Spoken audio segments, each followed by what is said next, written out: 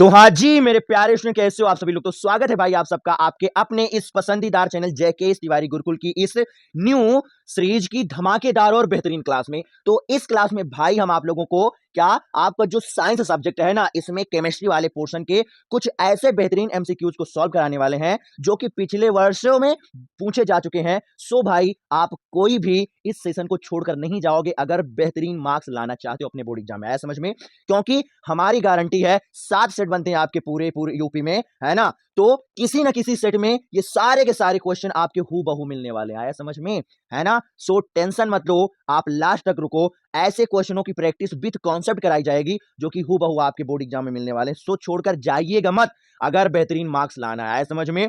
और ये जो न्यू सीरीज अंतिम प्रहार है ना, अगर आपने अभी अच्छी खासी स्टडी नहीं की है ना, तो इस बचे हुए समय में बेहतरीन स्टडी कराने के लिए ही मैंने इस सीरीज को लॉन्च किया है, आया समझ में। सो इसकी एक क्लास मैथ की हो भी चुकी है। सो अगर आपने उस क्लास को नहीं देखा है तो परेशान मत हो, जाकर देख लीजिएगा, चैनल पर आपको मिल जाएगी, है ना। लेकिन आप ये समझ लो कि आपके पास ये जो बचा हुआ समय, इसको आप भाई प्लीज मत बर्बाद करो, है ना। आप प्लीज बर्बाद मत करो, नहीं तो फिर आपके पास केवल पछताने के अलावा और कुछ भी नहीं बचेगा, ऐसा समझ में। ये आपका गोल्डन टाइम है, इसमें आप मेहनत करो। हम आपके बोर्ड एग्जाम वाले दिन तक पढ़ाएंगे, आपको आपके साथ हैं, टेंशन मत लो। हमारी गारंटी है मैथ और साइंस की बेहतरीन मार्क्स दिलाने की, ऐसा समझ में। सो आप भाई अंत तक आप अच्छे से स्टडी करो और इस क्लास के अंत तक रुकना भी है आपको, और हमारी गारंटी मैथ और साइंस में बेहतरीन मार्क्स आपकी दिलाने की, आया समझ में। सो चलो बगैर टाइम बर्बाद किए आपकी क्लास को स्टार्ट किया जाए। मगर एक मोटिवेशनल कोट्स हम बोले दे रहे हैं ताकि ये मोटिवेशनल कोट्स आपको लास्ट तक रखा रहे,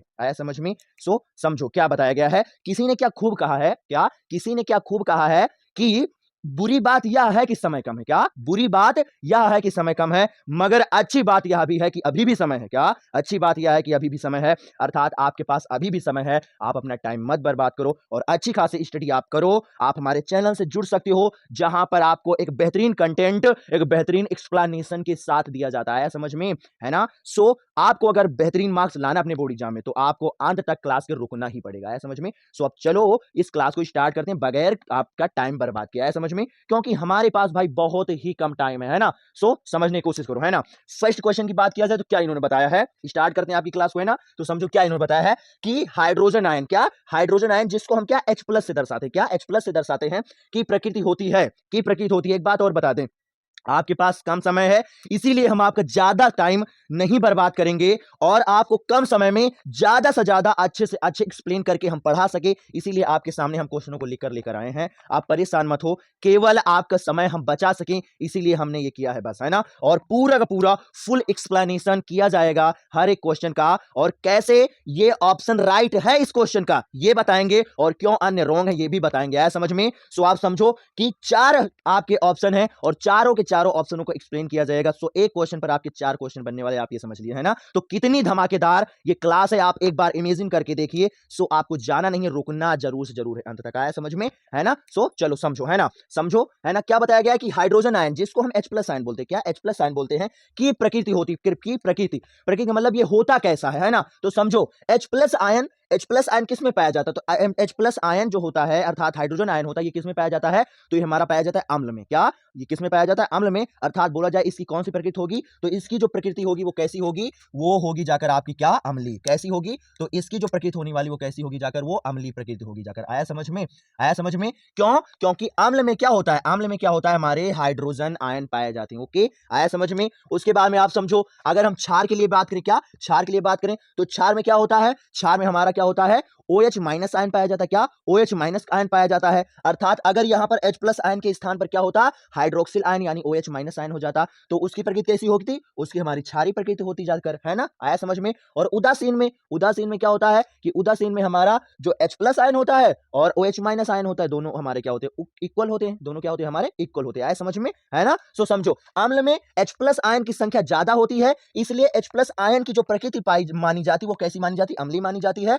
और क्षार में OH माइनस आयन की संख्या ज्यादा होती इसलिए उसकी प्रकृति कैसी मानी जाती, क्षारीय मानी जाती। बताओ आया समझ में, ओके। अब सेकंड वाला क्वेश्चन देखो, सेकंड वाले में क्या बताया इन्होंने, तो सेकंड वाले में इन्होंने कहा है कि जो धावन सोडा, क्या धावन सोडा, धावन सोडा का मतलब इसका जो रासायनिक नाम होता है वो क्या होता है, वो होता है क्या, सोडियम कार्बोनेट डेकाहाइड्रेट, क्या सोडियम कार्बोनेट डेकाहाइड्रेट है ना। तो सोडियम कार्बोनेट डेकाहाइड्रेट में इन्होंने बताया कि अगर इसका हम एक अणु लेते हैं ना, कि एक अणु में यानी इसका हम एक अणु लेते हैं तो जल के कितने अणु होंगे, है ना, अर्थात इसमें कितना जल का अणु पाया जाता है। आया समझ में। तो समझो क्या बोला गया है, सोडियम कार्बोनेट डेकाहाइड्रेट क्या होता है, सोडियम कार्बोनेट डेकाहाइड्रेट समझने की कोशिश कीजिए, है ना। सोडियम कार्बोनेट डेकाहाइड्रेट यानी क्या होता है, इसका जो सूत्र होता है, रासायनिक सूत्र क्या होता है, Na2CO3.10H2O, क्या होता है 10H2O। ये क्या है, ये पूरा पूरा आपका क्या है, ये पूरा पूरा आपका धावन सोडा है, अर्थात रासायनिक नाम की बात किया जाए तो क्या हो जाएगा, सोडियम कार्बोनेट डेकाहाइड्रेट, है ना। इसमें पूछा जल के कितने अणु होंगे, है ना, तो आप समझो जल के कितने अणु होंगे, है ना।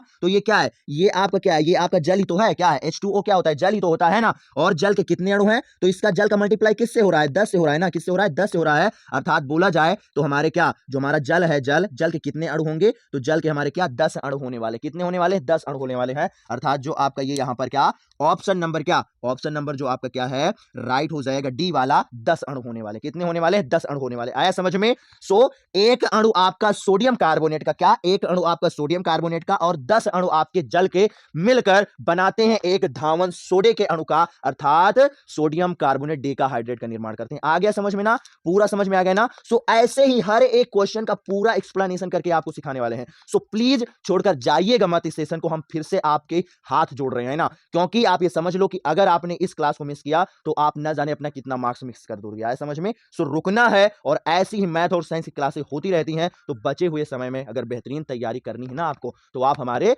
चैनल से जुड़ जाओ, हमारी गारंटी है सारी आपकी। ओके, आया समझ में। सो चलो नेक्स्ट वाले क्वेश्चन पर चलते हैं ना, लेकिन फिर से बता रहे हैं रुकना है आपको अंत तक, अगर बेहतरीन मार्क्स आप चाहते हो। आया समझ में, है ना। नेक्स्ट वाला क्वेश्चन देखो क्या बताया इन्होंने, कि निम्नलिखित, क्या निम्नलिखित में से कौन आधातु है। आधातु का मतलब क्या होता है, आधातु क्या होता है, आधातु का मतलब जिसमें मतलब क्या होता है कि जो इलेक्ट्रॉन का त्याग नहीं करती, क्या जो इलेक्ट्रॉन का त्याग नहीं करती हैं, अर्थात क्या बोला जाए वो कौन सा या आयन देती, तो ऋणायन देती, क्या ऋणायन देती है ना। आधातु में क्या होती है, ऋणायन देती हैं, अर्थात इलेक्ट्रॉन का ग्रहण करती है ना। तो समझो क्या होता है, यहां पर समझो जो Cu है, Cu क्या होता है, धनायन होता है ना, क्या होता है, धनायन होता है, अर्थात ये क्या करता है, ये 2 इलेक्ट्रॉन का त्याग करता है ना, तो ये क्या हो जाएगा, ये धनायन है, तो इसलिए ये हो जाएगा क्या, धातु हो जाएगा। ओके, वैसे ही जो हमारा क्या होता है Fe यानी आयरन, कॉपर के Cu क्या है, कॉपर है ना, जो कि धनायन देता है, अर्थात ये धातु है। ओके, उसके बाद में समझो क्या है Fe क्या है, लोहा यानी आयरन, ये भी क्या करता है, इलेक्ट्रॉन का त्याग करता है, अर्थात धनायन बनाता है, इसलिए क्या हो जाएगा, धातु हो जाएगा। ओके, वैसे ही हम बात करें तो Hg क्या है, पारा यानी मरकरी, है ना, और ये भी क्या है, धातु है ना। मगर आप समझो ये एक ऐसी धातु है, क्या Hg एक ऐसी धातु है जो कि नॉर्मल ताप पर, जिसे हम बोलते हैं कमरे के ताप पर, और कमरे के ताप माना कितना जाता है, तो 25 डिग्री सेल्सियस माना जाता है, कितना 25 डिग्री सेल्सियस। आया समझ में।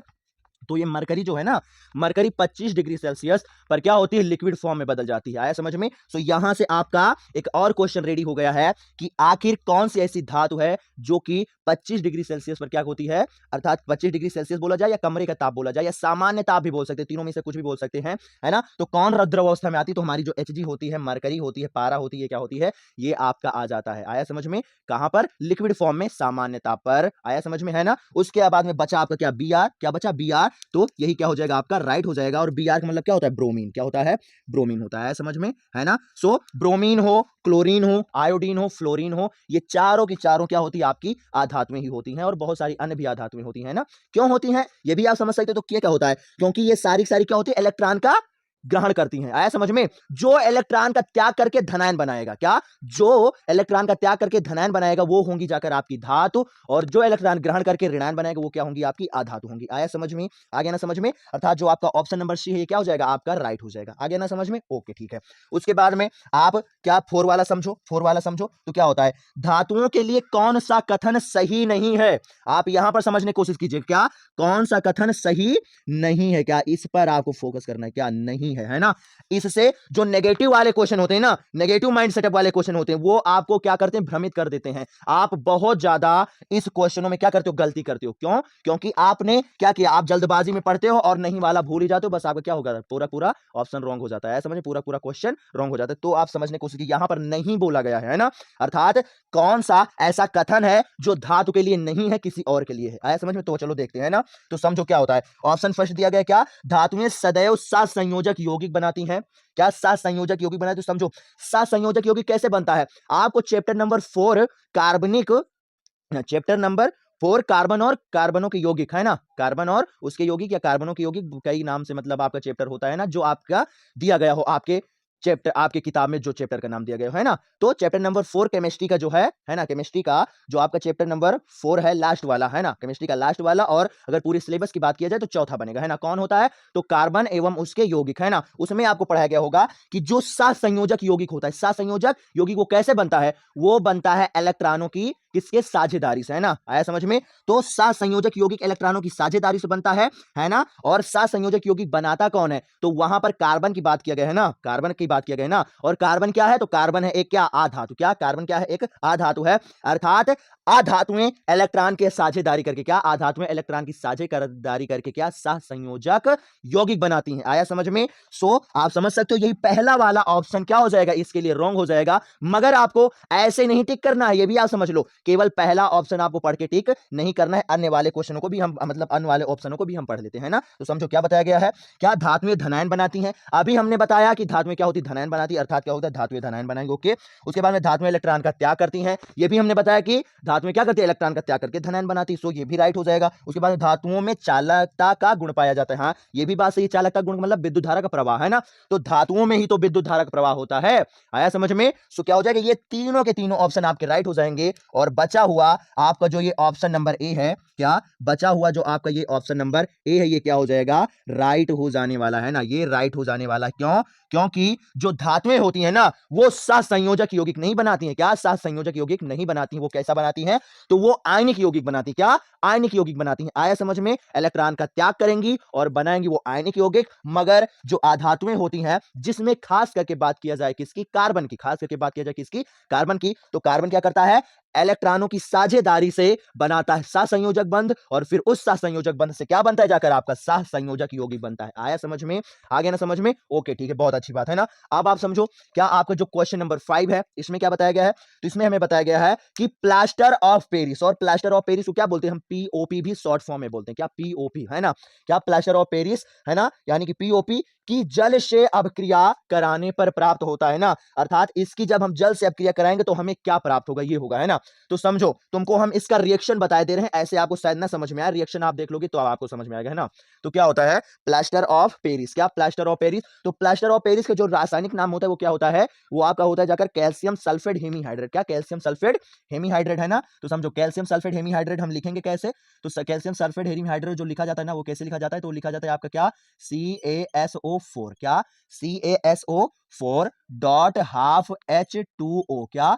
हाफ H2O है ना। ये क्या है आपका? ये है आपका कैल्शियम सल्फेट हेमीहाइड्रेट। समझो, कैल्शियम यानी Ca और सल्फेट यानी SO4, तो क्या बन जाए? Calcium sulphate. और हेमी का मतलब 1/2 और H2O का मतलब क्या होता है? हाइड्रेट होता है। अर्थात क्या हो जाएगा? कैल्शियम सल्फेट हेमीहाइड्रेट ये हो जाएगा, है ना। इसकी अभिक्रिया हमसे किसकी करवानी? जल से, है ना। तो यहां पर हम कितना लेंगे? जल लेंगे H2O। क्या? जल लेंगे H2O।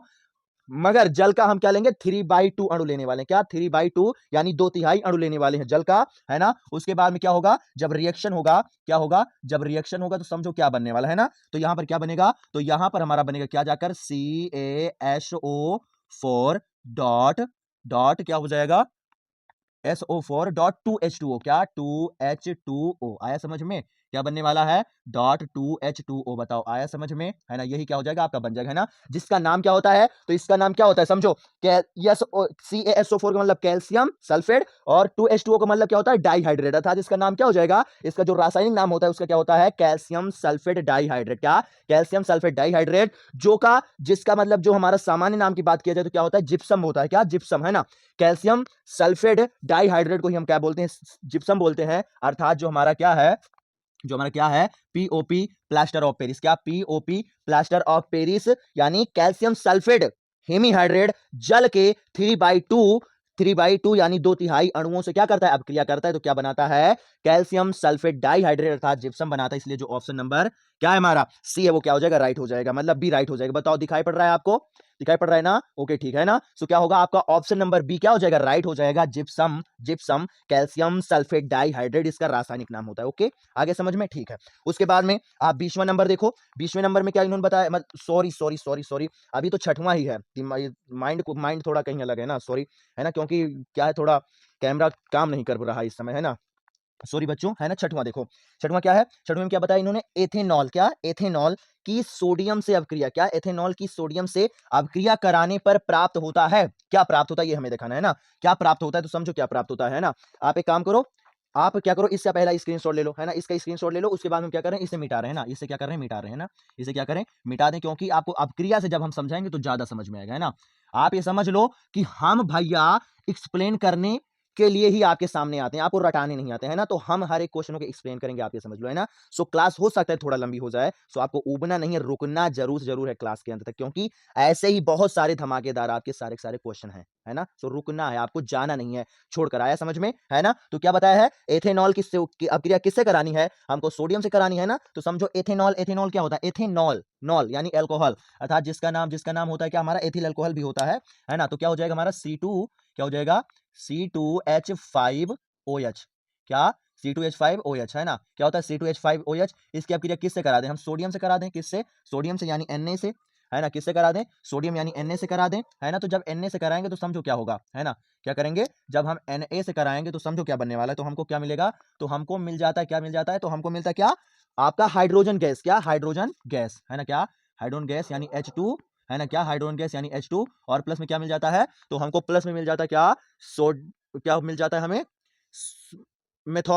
सोडियम मेथॉक्साइड, क्या सोडियम मेथॉक्साइड, क्या सोडियम मेथॉक्साइड यानी NaO, सोडियम मेथॉक्साइड, है ना, C2H5, क्या C2H5 क्या हो जाएगा, H2 यानी हाइड्रोजन गैस, और उसके बाद में NaOC2H5 यानी इसे को क्या बोलते हैं, इसको बोलते हैं हम क्या, सोडियम एथॉक्साइड, क्या बोलते हैं, सोडियम एथॉक्साइड, ये मिलता है जाकर, आया समझ में, आया समझ में। उसके लिए आपको क्या करना पड़ेगा, तो उसके लिए आपको यहाँ क्या 2 से मल्टीप्लाई यहाँ पर करना पड़ेगा, और 2 से मल्टीप्लाई आपको यहाँ पर करना पड़ेगा, और क्या करेंगे, और हम यहाँ पर क्या 2 से मल्टीप्लाई हम यहाँ पर भी करने वाले हैं ना, 2 से मल्टीप्लाई क्या करेंगे, हम यहाँ पर भी करेंगे। जब हम 2 से मल्टीप्लाई कर देंगे तो क्या होगा, अभिक्रिया आपकी पूरी पूरी बैलेंस हो जाएगी, आया समझ में, है ना। तो क्या होता है कि जब हमारा क्या होता है, एथेनॉल यानी एथिल अल्कोहल क्या करता है, सोडियम से अभिक्रिया करता है, क्या सोडियम से अभिक्रिया करता है, तो क्या बनाता है, तो बनाता है क्या, हाइड्रोजन गैस और सोडियम एथॉक्साइड, क्या सोडियम एथॉक्साइड। बताओ आ गया समझ में, आ गया समझ में ना, बहुत अच्छी बात है ना। तो अगर इसमें बोला जाए तो आपका जो ऑप्शन नंबर बी है, क्या ऑप्शन नंबर बी यानी हमारा क्या हो जाएगा, हाइड्रोजन गैस निकलने वाली हाइड्रोजन गैस बनेगी, ये राइट हो जाएगी। बताओ आ गया समझ में,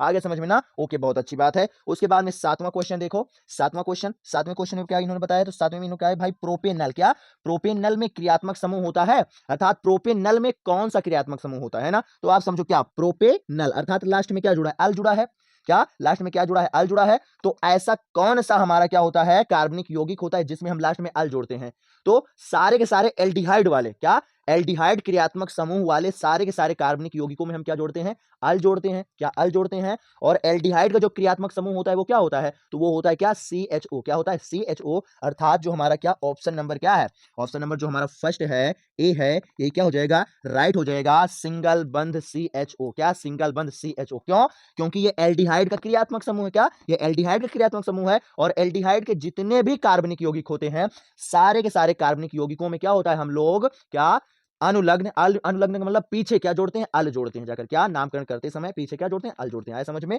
सो प्रोपेनल का जो हमारा क्या होगा क्रियात्मक समूह होगा वो क्या हो जाएगा, सिंगल बंध CHO हो जाने वाला है, आ गया समझ में, ओके बहुत अच्छी बात है। उसके बाद में आप समझो 8वां वाला इन्होंने क्या बताया है, तो 8वां जो है ना इन्होंने क्या बताया, उदासीन घोल का pH मान होता है, क्या उदासीन घोल का pH मान होता है। तो आप समझो जो उदासीन घोल होता है ना, इसका जो pH मान होता है वो कैसा होता है, वो हमारा 7 होता है, क्या pH मान कैसा होता है, 7 होता है, आया समझ में, है ना। और उदासीन घोल में अभी हमने पहले क्वेश्चन में आपको बताया, क्या उदासीन घोल में जो हाइड्रोजन आयन की संख्या होती है और हाइड्रोक्सिल आयन की संख्या, अर्थात H+ आयन और OH- आयन दोनों क्या होते हैं, आपके बराबर होते हैं, आया समझ में, दोनों आयन बराबर होते हैं, इसीलिए ये क्या होता है, उदासीन माना जाता है, आया समझ में। आपने आपने आम्ल क्षार एवं लवण अर्थात केमिस्ट्री के सेकंड और पूरा पूरा बोला जाए तो आपका साइंस का भी सेकंड जो चैप्टर है ना उसमें पढ़ा होगा, क्या pH पैमाना। तो pH पैमाने में क्या होता है, जब 7 संख्या रहती है, क्या 7 संख्या रहती है, तो क्या होता है, उदासीन आता है, अर्थात वहां पर हाइड्रोजन आयन और हाइड्रोक्सिल आयन H+ आयन और OH- आयन दोनों की संख्या बराबर है, तभी वो क्या जो हमारा लिक्विड है वो क्या है, उदासीन है। उसके बाद में जब हम 7 से कम लेते हैं तो क्या होता है, हाइड्रोजन आयन की संख्या क्या होती है, बढ़ती हुई चली जाती है, अर्थात अम्लीयता का गुण क्या होता है, बढ़ता हुआ चला जाता है, और जो हमारा लिक्विड होता है वो क्या होता है, अम्लीय हो जाता है, आया समझ में। वैसे ही अगर हम 7 से ज्यादा लेते हैं, क्या 7 से ज्यादा लेते हैं तब क्या होता है, OH- आयन की अर्थात हाइड्रोक्सिल आयन की संख्या क्या होती है, बढ़ती हुई चली जाती है, और जब बढ़ती हुई चली जाती है संख्या OH माइनस आयन की, तो उनमें क्या होता है, क्षारीयता का गुण बढ़ता हुआ चला जाता है, अर्थात वो क्या होता है, अधिक क्षारीय होता हुआ चला जाता है। आया समझ में, है ना। सो पीएच मान जब 7 होगा तो जो हमारा लिक्विड फॉर्म, मतलब लिक्विड जो होने वाला है, यानी द्रव जो होने वाला है, वो कैसा होगा, वो हमारा होगा क्या, उदासीन होगा। जब क्या होगा, 7 से कम होगा तो वो क्या होगा, अम्लीय होगा, और जब 7 से अधिक होगा तो क्या होगा, क्षारीय होगा। आया समझ में।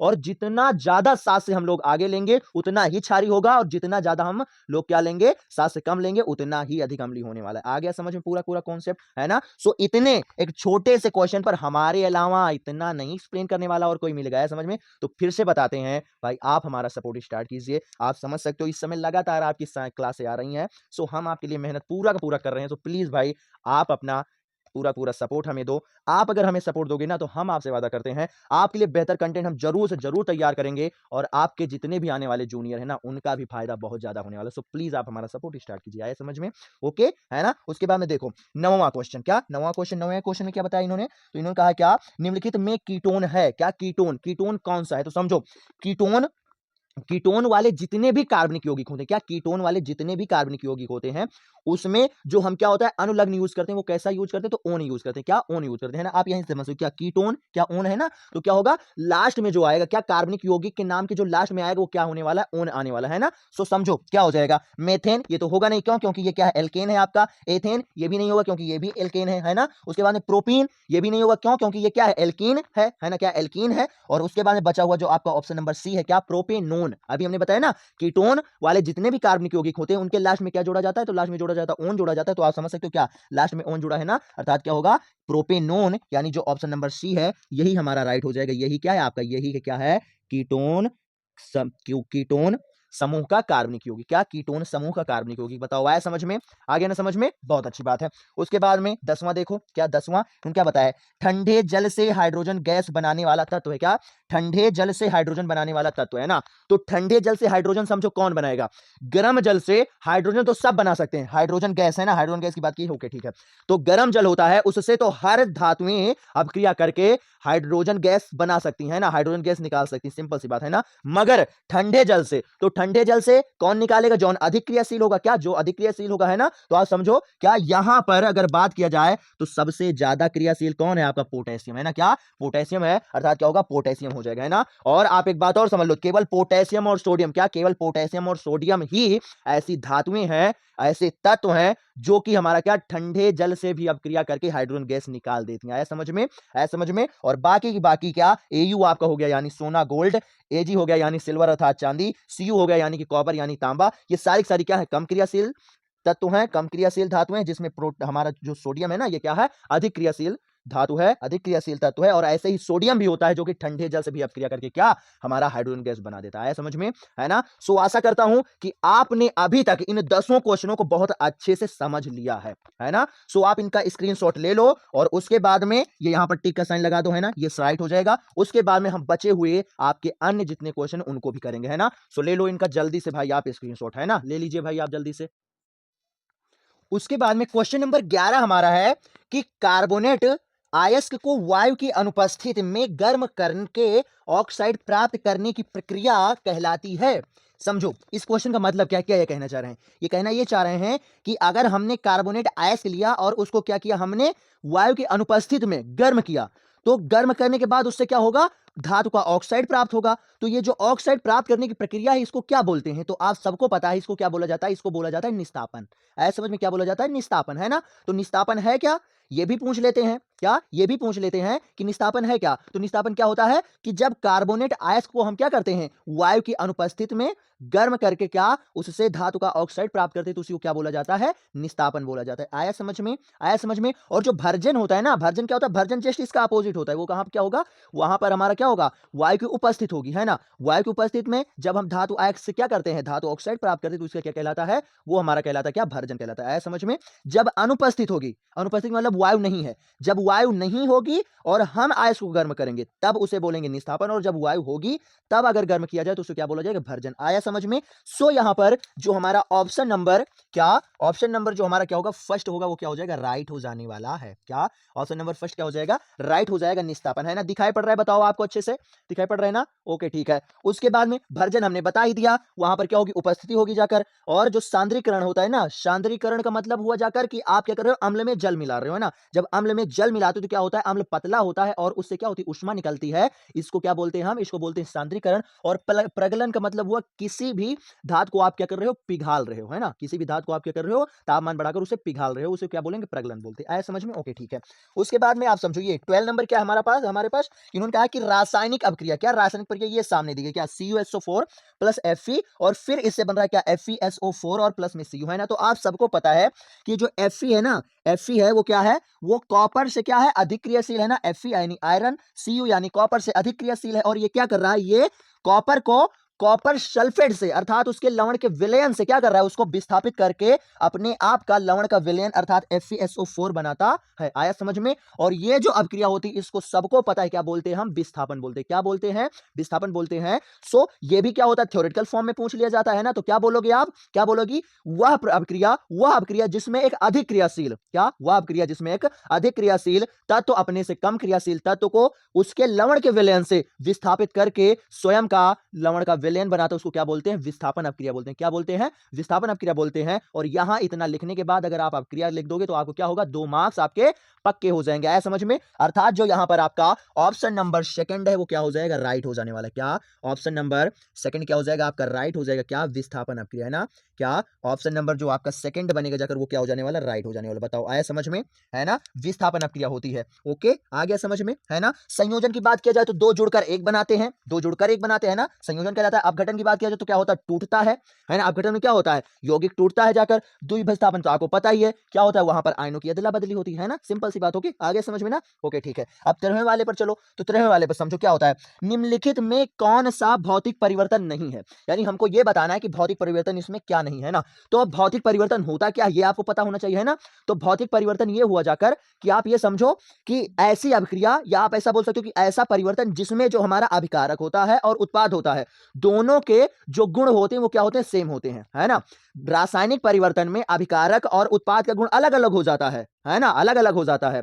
मगर जो भौतिक परिवर्तन होता है उसमें अभिकारक और उत्पाद का जो गुण होता है वो वही रहता है। आया समझ में, आया समझ में। अगर तुमको एग्जाम्पल बोला जाए तो एग्जाम्पल भी आप समझ सकते हो। मान चलो हमने क्या किया, एक बड़ा सा कागज लिया, एक बड़ी सी कागज की शीट ली, उसको क्या किया, टुकड़ों में फाड़ फाड़ के फेंक दिया, है ना। तो आप समझो क्या हुआ, आकार तो चेंज हो गया, है ना, आकार चेंज हो गया, मगर पहले भी कागज था अब भी कागज है, पहले भी कागज था अब भी कागज है, मगर परिवर्तन हुआ है जाकर। इसलिए ये क्या हो जाएगा, ये तुम्हारा भौतिक परिवर्तन हो जाएगा। क्यों? क्योंकि दोनों कागज ही हैं। मगर मान चलो कोई चीज जल जाए, उसी कागज को आप जला दो, उसी कागज को आप जला दोगे तो अब वो कागज नहीं है, पहले कागज था लेकिन अब राख हो गया है। समझ में?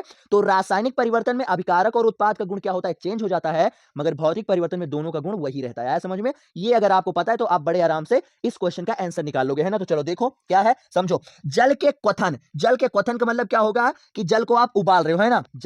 जल के क्वथन का मतलब जल को आप क्या कर रहे हो, उबाल रहे हो, है ना। तो क्या है, जल के क्वथन पर जल वाष्प का बनना, है ना। तो मानो समझो जब आप जल को उबालोगे तो जल वाष्प मतलब क्या होता है, जब जल हमारा भाप में परिवर्तित हो जाता है अर्थात भाप बनके जब उड़ जाता है, तो समझो क्या है कि आपने जल को क्या किया, उबाला। अब उसी भाप को अगर क्या करो आप एकत्रित कर लो, क्या होगा, उससे फिर से पानी मिल जाए, क्या, फिर से हमको पानी उससे मिल जाने वाला है। अर्थात जो जल हमारा उबलता है ना और वाष्प बनता है ना, तो जल है ही है, वाष्प भी हमारा जल है। क्या, जल तो जल है ही है और वाष्प भी हमारा जल है। अर्थात ये क्या है, ये हमारा क्या है, ये है भौतिक परिवर्तन, है ना। जल को जब आप क्वथन पर वाष्प में परिवर्तित करोगे ये कहलाएगा आपका भौतिक परिवर्तन कह रहा है। क्यों? क्योंकि दोनों स्थितियों में ये जल ही है, दोनों का गुण हमारा सेम ही है। आया समझ में?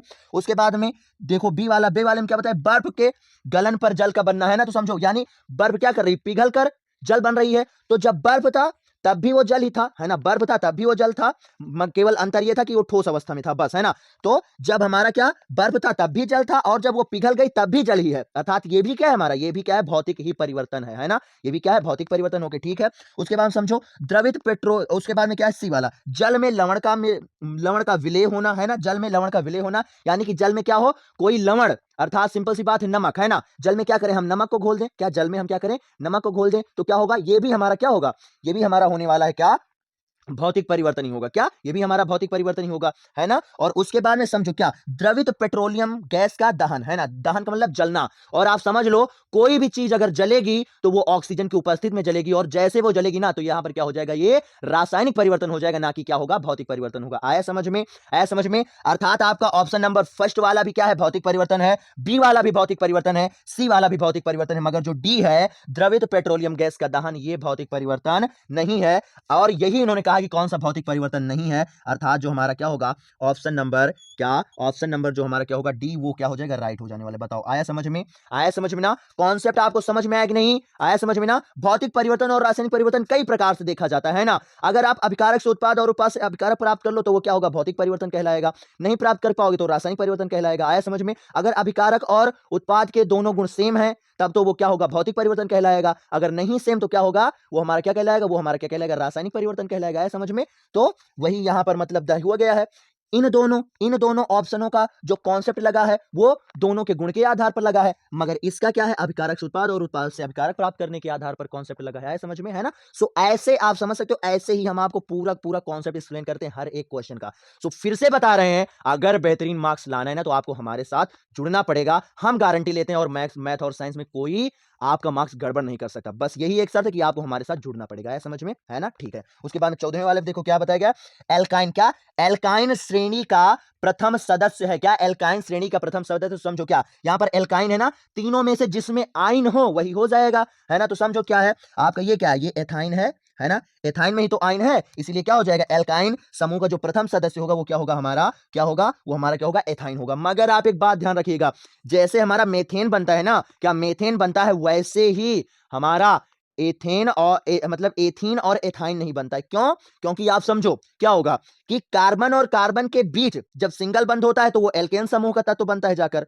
है ना, एल्केन समूह का तत्व बनता है। आया समझ में। और उसके बाद में समझो, हाँ ठीक है, क्या होगा कि जब एक बंध बनेगा, जब सिंगल बंध बनेगा तो क्या होगा, एल्केन समूह होगा जाकर, सिंपल सी बात है ना। और उसके बाद जब कार्बन और कार्बन के मध्य क्या होगा, डबल बंध होगा, तब क्या बनने वाला है, तब वहां पर क्या होगा, एल्कीन बनेगा। जब ट्रिपल बंध होता है तो एल्काइन बनता है। आया समझ में। तो ये एल्काइन में 2 कार्बन की जरूरत है, एल्काइन में 2 कार्बन की जरूरत है और एल्कीन में 2 कार्बन की जरूरत है, इसलिए ना तो मेथीन बनता है और ना ही मेथाइन बनता है। आया समझ में, ये आप ध्यान रखिएगा, ना मेथीन बनेगा ना ही मेथाइन बनेगा, केवल मेथेन बनता है बस। आया समझ में, आया समझ में। तो प्रथम जो हमारा सदस्य है वो अगर एल्काइन श्रेणी का बात किया जाए तब हमारा एथाइन होगा, और अगर एल्कीन श्रेणी का बात किया जाए तो क्या होगा, एथीन होगा। ये आप ध्यान रखिएगा, है ना। ओके, तो ये जो एथीन है ये क्या है, ये हमारा क्या है, एल्कीन श्रेणी का प्रथम सदस्य है। और जो ये प्रोपीन है ये क्या है, ये सेकंड सदस्य है हमारा एल्कीन श्रेणी का। और मेथेन जो है वो एल्केन श्रेणी का प्रथम सदस्य। बताओ आ गया समझ में,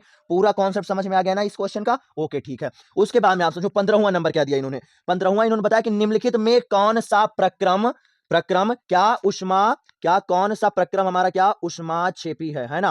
निम्नलिखित में से कौन सा प्रक्रम हमारा उष्माक्षेपी, उष्माक्षेपी मतलब क्या हुआ, जिसमें से उष्मा निकले, क्या जिसमें से उष्मा हमारी निकले। मगर आप समझो क्या उष्माक्षेपी केवल रासायनिक परिवर्तन में ही होता है, अर्थात रासायनिक अपक्रिया में ही होता है, भौतिक अपक्रिया में नहीं होता। ये आप ध्यान रखिएगा, है समझ में, है ना। तो समझो क्या यहां पर बताया है, फर्स्ट, बिना बुझे हुए चूने के साथ जल की अपक्रिया, है ना। तो बिना बुझे हुए चूने के साथ अगर आप जल की अपक्रिया कराओगे ना, अर्थात आप समझो सिंपल सी बात यह है कि आपने देखा होगा, अगर मान चलो हमें क्या करना है, अपना घर पेंट करना है ना, चूने से अपना घर हमें पेंट करना है, तो हम अगर बाजार से क्या करेंगे, चूना लेकर आएंगे और उसमें जब पानी डालेंगे ना तो क्या होगा, बड़े जोर से क्या होता है, उसमें से मतलब उष्मा निकलती है ना, बड़े जोर से उष्मा निकलती है, और क्या होता है, वो जल उबलने लगता है समझ में। अर्थात जब चूना पत्थर यानी बिना बुझा हुआ चूना क्या करता है, जल से अपक्रिया करता है, तो उसमें से उष्मा निकलती है, और जब उष्मा निकलती तो इसी को क्या बोलते हैं, हम उष्माक्षेपी बोलते हैं।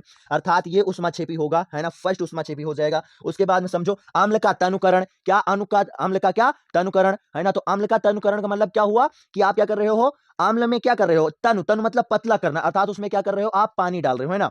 तो अम्ल में जब आप पानी डालोगे तो पानी अम्ल क्या होगा, पतला होगा, और उसमें से क्या होगी, उष्मा निकलेगी, क्या होगी, उसमें से उष्मा निकलेगी। अर्थात अम्ल को जब हम पतला करेंगे, अर्थात उसका तनुकरण करेंगे, तो उसमें से भी उष्मा निकलने वाली है, अर्थात क्या होगा, ये भी हमारा क्या हो जाएगा, उष्माक्षेपी प्रक्रम ही होगा। ओके, आया समझ में। उसके बाद में थर्ड वाला समझो, थर्ड वाले में क्या बताया, जल का वाष्पीकरण। तो जल का वाष्पीकरण अर्थात जब वाष्प में परिवर्तित होता है, क्या जल जब वाष्प में परिवर्तित होता है, तो समझो जल वाष्प में परिवर्तित परिवर्तित हो रहा है। क्यों? क्योंकि आप उसको उष्मा दे रहे हो। क्या उसको आप उष्मा दे रहे हो, है ना? तो वो जल क्या हो रहा है, वाष्प में परिवर्तित हो रहा है। मगर ये भौतिक परिवर्तन है, तो इसको वैसे भी मतलब नहीं, लेकिन ऐसे भी आप समझ सकते हो क्या कि आप इसे उष्मा दे रहे हो, है ना? तो उष्मा देने से नहीं होगा, प्लस में ये क्या है, भौतिक परिवर्तन, इसलिए भी नहीं होगा। ओके, आया समझ में? उसके बाद समझो क्या, कपूर का ऊर्ध्वपातन। क्या कपूर का ऊर्ध्वपातन यानी कपूर क्या गैस में परिवर्तित हो रहा है। क्या कपूर क्या गैस में परिवर्तित हो रहा है। तो कपूर भी गैस में तभी परिवर्तित हो जब आप क्या करोगे, उसको उष्मा दोगे।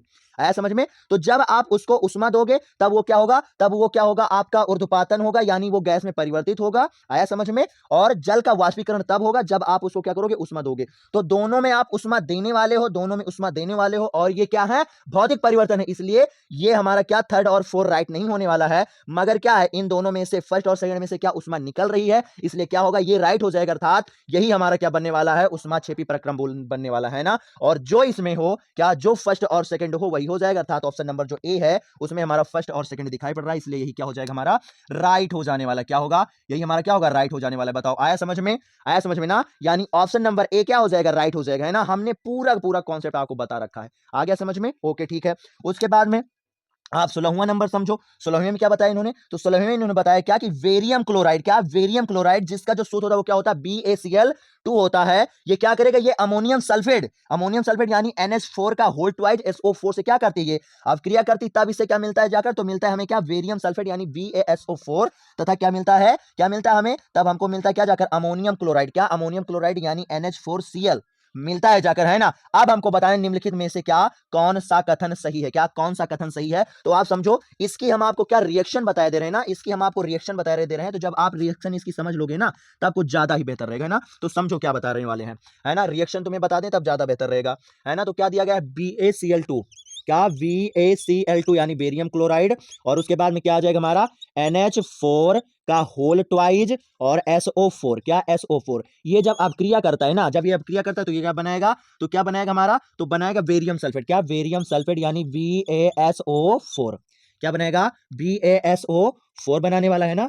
क्या, BaSO4, और प्लस में क्या बनाएगा, और प्लस में बनाएगा क्या हमारा, NH4Cl, क्या NH4Cl यानी क्या, अमोनियम क्लोराइड, है ना। और समझो ये जो BaSO4 बना है ना, ये क्या है, ये होता है क्या, एक प्रकार का क्या अवक्षेप। क्या, ये होता है एक प्रकार का अवक्षेप, जो कि क्या होता है, बर्तन के तली पर क्या होता है, बैठ जाता है। क्या, बर्तन के तली पर बैठ जाता है। आया समझ में? तो समझो, अगर कोई अभिक्रिया हुई और उसमें अवक्षेप का निर्माण हुआ, अर्थात कोई गाढ़ा गाढ़ा पदार्थ अगर तली पर बैठ गया, तो उसे हम क्या बोलते हैं, उस अपक्रिया को बोला जाता है क्या, अवक्षेपण अपक्रिया। क्या बोला जाता है, अवक्षेपण अपक्रिया। प्लस में आप समझो, अवक्षेपण अपक्रिया में क्या होता है कि आयनों की अदला बदली होती है। क्या, अवक्षेपण अपक्रिया में आयनों की अदला बदली होती है, इसलिए उस अवक्षेपण अपक्रिया को हम क्या, द्विविस्थापन अपक्रिया भी बोल सकते हैं। क्या, द्विविस्थापन भी अपक्रिया बोल सकते हैं। क्यों?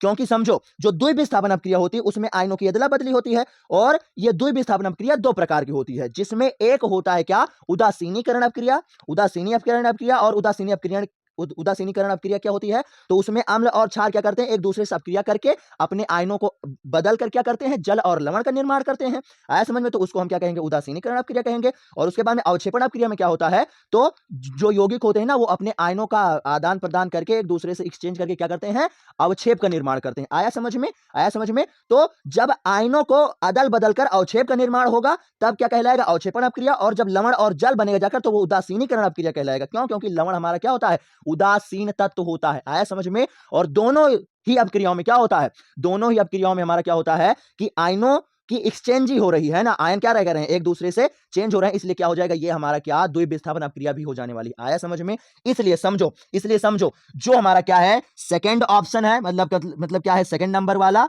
अपक्रिया, और जो हमारा इसमें क्या है, द्विविस्थापन नहीं दिया गया। क्या, ओके ठीक है, क्या करो आप यहां पर, क्या करो, विस्थापन से क्या कर लो, द्विविस्थापन कर लो। क्या, द्विविस्थापन कर लो, है ना। ये फर्स्ट है हमारा, क्या, ये हमारा क्या है, फर्स्ट है, और यहां पर कर लो क्या, आप द्विविस्थापन कर लो। तो फर्स्ट और सेकंड जिसमें होगा वही क्या हो जाएगा, राइट हो जाएगा। क्या, फर्स्ट और सेकंड जिसमें क्या होगा वही राइट हो जाएगा, है ना। तो आप समझो, कहीं नहीं दिया गया, तो आप क्या करो, इसको अपने तरफ से बना लो, है ना। इसको क्या करो, आप अपने तरफ से बना लो, है ना। क्या हो जाएगा, फर्स्ट और सेकंड। बताओ, आया समझ में?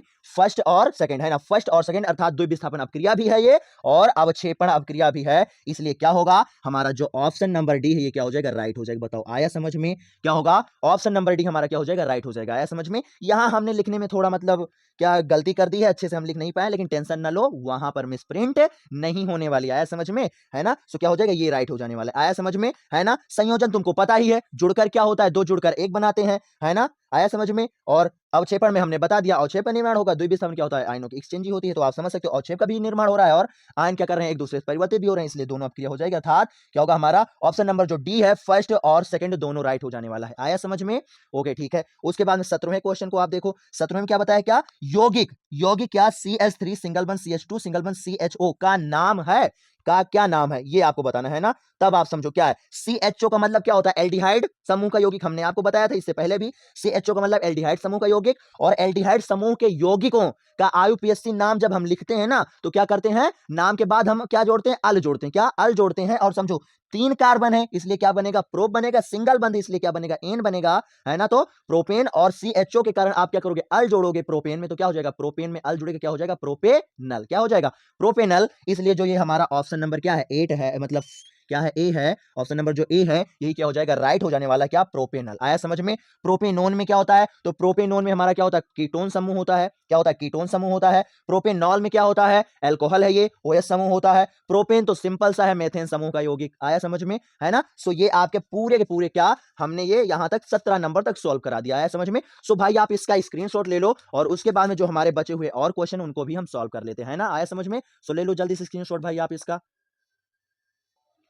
उसके बाद में क्वेश्चन नंबर 18 हमारा है कि तेल के नमूने, तेल के नमूने का मतलब कोई तेल से बना हुआ पदार्थ है ना, कोई तेल से बना हुआ पदार्थ है, को लंबे समय तक यानी अधिक टाइम तक ताजा बनाए रखने के लिए निम्नलिखित में से किस गैस का प्रयोग हम करते हैं। आया समझ में? समझो, यानी इनके कहने का मतलब यह है कि कोई अगर हमें क्या, तेल से बने हुए पदार्थ को ज्यादा समय तक सुरक्षित रखना है, यानी कि वो खराब ना हो, तो हम आखिर उसमें कौन से गैस का प्रयोग करेंगे। तो आप समझो, आपको बताया गया कि अधिकतर हम किसका प्रयोग करते हैं, नाइट्रोजन गैस का प्रयोग करते हैं ना। तो नाइट्रोजन गैस का क्यों प्रयोग करते हैं, क्योंकि वो क्या है, एक कम क्रियाशील गैस है। आया समझ में? यानी वो जल्दी क्रिया नहीं करती है ना। तो अर्थात जो हमारा क्या होगा, कम क्रियाशील गैस होगा, उसी का हम यूज करने वाले हैं। आया समझ में? तो समझो, कार्बन डाइऑक्साइड एक अधिक क्रियाशील गैस है, इसलिए ऑप्शन नंबर ए हमारा क्या हो जाएगा, रॉन्ग हो जाएगा। उसके बाद में वैसे ही नाइट्रोजन भी हमारी क्या है, एक अधिक क्रियाशील गैस है, ये भी क्या होगा, रॉन्ग हो जाएगा। फिर से इसमें कार्बन डाइऑक्साइड आ गया, तो ये भी क्या होगा, हमारा रॉन्ग हो जाएगा, है ना। उसके बाद में क्या होता है हमारा, क्या हीलियम, क्या हीलियम और नाइट्रोजन, ऑक्सीजन नहीं, ऑक्सीजन क्या है आपका, रॉन्ग है। क्या हो जाएगा हमारा, नाइट्रोजन, क्या हीलियम और क्या आएगा, नाइट्रोजन आएगा, क्या, नाइट्रोजन। बताओ आया समझ में? क्या आएगा, हीलियम और नाइट्रोजन गैस का हम क्या करेंगे, यूज करेंगे। यानी जो हमारा क्या आएगा यहाँ पर, ऑप्शन नंबर ए, क्या, sorry sorry sorry sorry, option number क्या है, जो डी है वो क्या हो जाएगा, राइट हो जाएगा। बताओ आया समझ में? आया समझ में ना। ऑप्शन नंबर डी क्या हो जाएगा हमारा, राइट हो जाएगा। ओके ठीक है। अब समझो 19वें नंबर में क्या दिया इन्होंने, तो 19वें नंबर में इन्होंने बताया कि क्या होता है जब, यानी क्या होगा जब एक परख नली में एक अम्ल का विलयन एक क्षार के विलयन के साथ मिलाया जाता है। यानी इनके कहने का मतलब क्या है कि एक परख नली अर्थात एक बर्तन है ना, प्रयोगशाला में क्या होता है, पतली पतली नलिकाएं होती हैं, उनको बोला जाता है परख नली। उसमें क्या होता है, अधिक मतलब कई यौगिकों को डालकर क्या होता है, वहां पर प्रयोग किया जाता है ना। आया समझ में? नए नए तत्वों की खोज की जाती है ना। तो इनका कहने का मतलब कि उसी वो जब हम परख नली में क्या करें, एक अम्ल डाल दें और एक विलयन डाल दें, तब क्या होगा। तो समझो, जब अम्ल और विलयन मतलब जब अम्ल और क्षार क्या करेंगे, मिलाएंगे, तो क्या होगा, वो अम्ल क्या होगा, अम्ल वो क्या होगा, पतला होगा। और हमने बताया जब अम्ल पतला होता है तो क्या होता है, उससे गैस निकलती, क्या होती है, गैस निकलती है ना। तो क्या होगी, गैस निकलेगी। प्लस में तुमको और बताया गया है कि उदासीनीकरण अभिक्रिया में क्या होता है, अम्ल और क्षार मिलते हैं तो क्या होता है, लवण का निर्माण होता है। अर्थात अम्ल और क्षार जब मिलेंगे तो क्या होगा, लवण का निर्माण होगा। आया समझ में? अर्थात जब हम मिलाएंगे ना, परख नली में जब अम्ल और क्षार को दोनों मिलाएंगे एक साथ, तो क्या होगा, उससे क्या होगी, उष्मा भी निकलेगी और लवण का भी निर्माण होगा। बताओ आया समझ में? आया समझ में ना। सो आप समझो क्या होगा, क्या होगा, विलयन का तापमान बढ़ जाएगा, जो विलयन है ना उसका तापमान क्या होगा, बढ़ेगा और लवण का निर्माण होगा। अर्थात जो हमारा क्या है, option number D, option number D क्या होगा, फर्स्ट और 4 वाला राइट हो जाएगा। Option number D. बताओ आया समझ में? आया समझ में? ऑप्शन नंबर डी जो हमारा क्या है, फर्स्ट तथा 4 है, ये क्या हो जाएगा, राइट हो जाएगा। आया समझ में? क्यों, क्योंकि लवण का भी निर्माण होता है और क्या, विलयन का तापमान भी बढ़ जाता है ना। अपरिवर्तित का कोई मतलब ही नहीं है, घटता है ही नहीं भाई। आया समझ में? आ गया समझ में ना। ओके ठीक है। उसके बाद में 20वां नंबर आप समझो, है ना। 20वां नंबर में क्या बताया है कि निम्नलिखित में से कौन सा समजाति श्रेणी से संबंधित नहीं है। समजाति श्रेणी का मतलब क्या हुआ कि इनमें से कौन ऐसा है कि जो मतलब किसी दूसरे समूह का तत्व है ना, किसी दूसरे समूह का तत्व है। तो समझो क्या है, यहां पर क्या दिया गया आपको, मेथेन, CH4 क्या होता है, मेथेन होता है। फिर क्या दिया C2H6, ये क्या है एथेन है, फिर क्या C3H8, ये क्या है प्रोपेन है ना। तो समझो मेथेन, एथेन, प्रोपेन ये सब क्या है, ये सारे सारे क्या है एल्केन समूह के तत्व हैं। क्या एल्केन समूह के तत्व अर्थात यौगिक हम बोलेंगे है ना। उसके बाद में ये क्या है, ये C4H8, C4H8 ये क्या है, ये हमारा एल्कीन समूह का यौगिक, क्या एल्कीन समूह का यौगिक अर्थात ये क्या है, ये सबसे अलग है ना, ये सबसे अलग है, यानी ये समजाति श्रेणी का नहीं है, इसलिए ऑप्शन नंबर डी क्या हो जाएगा आपका राइट हो जाएगा। क्या होगा ऑप्शन नंबर डी क्या हो जाएगा आपका राइट हो जाने वाला है। बताओ आया समझ में, क्या होगा ऑप्शन नंबर डी क्या हो जाएगा आपका राइट हो जाएगा, है ना। आया समझ में, ऑप्शन नंबर डी क्या हो जाएगा हमारा राइट हो जाएगा। ओके ठीक है। उसके बाद में 21वां देखो, 21वें में क्या बताया गया है कि क्षार का पीएच मान होता है, क्या क्षार का पीएच मान होता है, तो आपको बताया गया, हमने अभी स्टार्टिंग में बताया था है ना, क्या बताया था कि जब 7 पीएच मान रहता है तो उदासीन होता है, 7 से कम होता है तो क्या होता है अम्ल होता है, और जितना 7 से कम होगा उतना ही अधिक अम्ल होगा, और 7 से ज्यादा होगा तो क्षार होगा, और जितना ही 7 से अधिक होगा उतना ही ज्यादा क्षारी होने वाला है। आया समझ में, अर्थात जो 7 का जो क्षार का पीएच मान होता है वो क्या होता है, वो हमारा क्या होता है, वो क्या होता है, वो होता है जाकर क्या 7 से अधिक, क्या होता है 7 से अधिक होता है, यानी ऑप्शन नंबर क्या हो जाएगा ए हमारा राइट हो जाने वाला है। बताओ आ गया समझ में, आ गया समझ में ना। ओके ठीक है। उसके बाद में 22 नंबर देखो क्या होता है, एस्टरीकरण अपक्रिया में बनता है, क्या एस्टरीकरण अपक्रिया में बनता है, तो एस्टरीकरण अपक्रिया में क्या बनता है, क्या बनता है, तो आप समझो जब हमारा क्या होता है कि कार्बोक्सिलिक अम्ल है ना, कोई कार्बोक्सिलिक अम्ल और कोई अल्कोहल क्या करता है, जब अपक्रिया करता है तो क्या बनता है, हमें एस्टर और जल प्राप्त होता है ना, एस्टर और जल प्राप्त होता है, और इसी अपक्रिया को हम क्या बोलते हैं, इसी को बोलते हैं एस्टरीकरण अपक्रिया। अर्थात अर्थात क्या कि एस्टरीकरण अपक्रिया में क्या बनता है जाकर, तो एस्टरीकरण अपक्रिया में क्या बनता है, जल बनता है जाकर, क्या बनता है, जल बनता है। आया समझ में, ऑप्शन नंबर ए क्या हो जाएगा आपका राइट हो जाने वाला है, एस्टरीकरण अपक्रिया में क्या बनता है हमारा, जल बनता है जाकर। आया समझ में, ओके ठीक है। उसके बाद में समझो 23 नंबर हमें दिया गया, 23 नंबर में क्या बताया गया, चांदी पर काली परत का चढ़ना कहलाता है, क्या चांदी पर काली परत का चढ़ना कहलाता है, क्या कहलाता है, तो आप सबको बताया गया है कि चांदी पर जब काली परत चढ़ती तो उसको हम क्या बोलते हैं, तो उसको हम बोलते हैं संक्षारण, यानी यहां पर जो ऑप्शन नंबर ए होगा वो क्या हो जाएगा राइट हो जाएगा। समझ में, आपसे संक्षारण की परिभाषा पूछ सकते हैं, 2 मार्क्स में पूछा जा सकता है। तो क्या होता है संक्षारण, तो जब कोई क्या, जब कोई धातु ऑक्सीजन से क्या करती है, अब क्रिया करती है तो क्या होती है, वो परत दर परत क्या होती है, नष्ट होने लगती है, और इसे क्या बोलते हैं संक्षारण कहते हैं, क्या संक्षारण कहते हैं। समझ में, एग्जांपल की बात किया जाए तो लोहे पर जंग का लग जाना, चांदी पर काली परत का चढ़ जाना, पीतल और तांबे पर हरी परत का चढ़ना, ये सब क्या, ये सारे सारे क्या संक्षारण के ही उदाहरण आए समझ में। तो अगर चांदी पर काली परत चढ़ी हुई है ना, इसका मतलब क्या है, वो संक्षारित होने लगी है, अर्थात वो नष्ट होने लगी है। बताओ आया समझ में, आया समझ में, है ना। तो जितनी भी बच्चियां इस क्लास को देख रही ना, हम उनको बता दे रहे हैं, आप अगर पायल वगैरह पहनी हो ना तो उसको साफ रखा करो, उनको काला मत रखो, नहीं तो क्या होगा, फिर धीरे धीरे खत्म हो जाएगी आपकी पायल। आया समझ में, है ना। तो काली परत का चढ़ना ही क्या कहलाता, संक्षारण था, तो वो चांदी क्या है, नष्ट होने लगी है। आ गया समझ में, ओके ठीक है। उसके बाद में 24 नंबर देखो क्या दिया गया है, क्या बताया कि सल्फाइड अयस्क, सल्फाइड अयस्क मतलब जिसमें सल्फर ऐड हो, है ना, एक ऐसा अयस्क जिसमें क्या हो, सल्फर ऐड हो, है ना। क्या सल्फाइड अयस्क का होता है, तो क्या होता है सल्फाइड अयस्क का हम लोग क्या करते हैं, ऑक्सीजन की उपस्थिति में क्या करते हैं, गर्म करके उससे क्या उससे क्या करते हैं, उससे हम क्या, हाँ धातु सल्फाइड अयस्क पर आप कहते हैं ना, हाँ क्या धातु ऑक्साइड, ओके ठीक है। क्या सल्फाइड अयस्क को ऑक्सीजन की उपस्थिति में गर्म करके उससे क्या प्राप्त किया जाता है, उसे ऑक्साइड अर्थात धातु ऑक्साइड प्राप्त किया जाता है ना। और अयस्क को ऑक्सीजन की उपस्थिति में गर्म करने की प्रक्रिया को क्या बोलते हैं, भर्जन बोलते हैं। अर्थात अर्थात सल्फाइड अयस्कों का क्या होता है, सल्फाइड अयस्कों का क्या होता है, तो सल्फाइड अयस्कों क्या होता है, भर्जन होता है। क्या सल्फाइड अयस्कों का भर्जन होता है, और इसी में अगर क्या कार्बोनेट अयस्क बोला जाता है तो उसका क्या होता है, निस्तापन होता है। समझ में, निस्तापन का मतलब वायु की अनुपस्थिति और भर्जन का मतलब वायु की उपस्थिति। आया समझ में। सांद्रीकरण क्या होता है, सांद्रीकरण का मतलब हुआ जाकर कि आप क्या करो, सांद्री मतलब गाढ़ा बना दो, है ना, किसी को क्या करो गाढ़ा बना दो। इससे पहले हमने सांद्रीकरण बताया था, लेकिन वहां शायद हमने रॉन्ग कर दिया था, है ना। हमने जो बताया था वो क्या किया था, वो हमने तनुकरण का बता दिया था ना। क्या सांद्र मतलब गाढ़ा, तनु मतलब क्या पतला। आया समझ में। तो सांद्रीकरण का मतलब किसी चीज को क्या करो, आप गाढ़ा करते हुए चले जाओ, है ना, गाढ़ा करते हुए चले जाओ, उसे क्या बोलेंगे, सांद्रीकरण बोलेंगे। आया समझ में, ओके ठीक है। उसके बाद में 25वां नंबर देखो, 25वां और लास्ट क्वेश्चन है आपका, क्या बताया गया है, उदासीन विलयन में होता है, क्या उदासीन विलयन में होता है, तो उदासीन विलयन में क्या होता है, उदासीन विलयन में हमारा जो H+ आयन की संख्या होती है और OH- के आयन की संख्या होती है वो क्या होती है, बराबर होती है। क्या H+ आयन की संख्या और OH- आयन की संख्या क्या होती है, बराबर होती है। आया समझ में, आया समझ में। जो H+ अम्ल में क्या होता है, अम्ल में H+ आयन की संख्या क्या होती है, अधिक होती है। अगर अम्ल की बात किया जाए तो H+ आयन की संख्या अधिक होगी, ऑप्शन नंबर ए राइट होता है ना। क्षार में क्या होता है, OH- आयन की संख्या अधिक होती है। आया समझ में। मगर क्या होता है, जो हमारा हमारा क्या होता है, उदासीन विलयन होता है, उसमें H+ आयन और OH- आयन की संख्या क्या होती है, बराबर होती है। आया समझ में, आया समझ में। सो इसका ऑप्शन नंबर सी राइट हो जाएगा, है ना। सो भाई इसका स्क्रीनशॉट आप ले लो, है ना। और उसके बाद में आशा करता हूं कि ये क्लास आपको बहुत अच्छी लगी होगी। हमने आपको 1 से 25 तक तक 1 से 25 तक हर एक क्वेश्चन को पूरा का पूरा एक्सप्लेन करके बताने की कोशिश किया है, समझ में।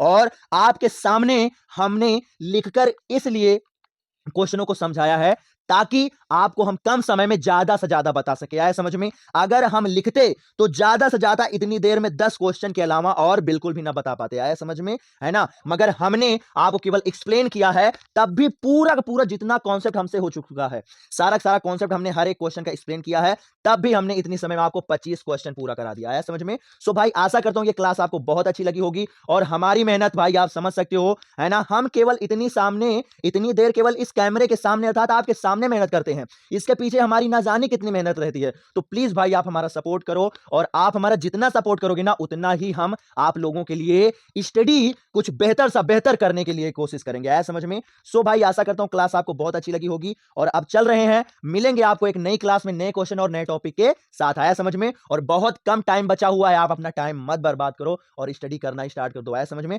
और इससे पहले वाली जो क्लास हो गई है मैथ की, वो इस साइड आपको दिखाई पड़ रही होगी, आप उसे कर लो, है ना। और लगातार आप स्टडी करते रहो। ये अंतिम प्रहार जो सीरीज है ना, ये एकदम मान चलो आपके लिए रामबाण सीरीज है। अगर इससे आप स्टडी करोगे ना तो आपका मैथ और साइंस में बेहतर मार्क्स बनने से कोई रोक ही नहीं सकता है, समझ में। सो डेली आप लोग आ जाइए अगर आपको भी अपना बेहतरीन मार्क्स अपने बोर्ड एग्जाम में बनाना है, समझ में। सो ओके, फिर बाय बाय बच्चों, चलते हैं और मिलेंगे फिर आपको एक नई क्लास में नए टॉपिक और नए क्वेश्चन के साथ, है ना। Okay, bye bye student.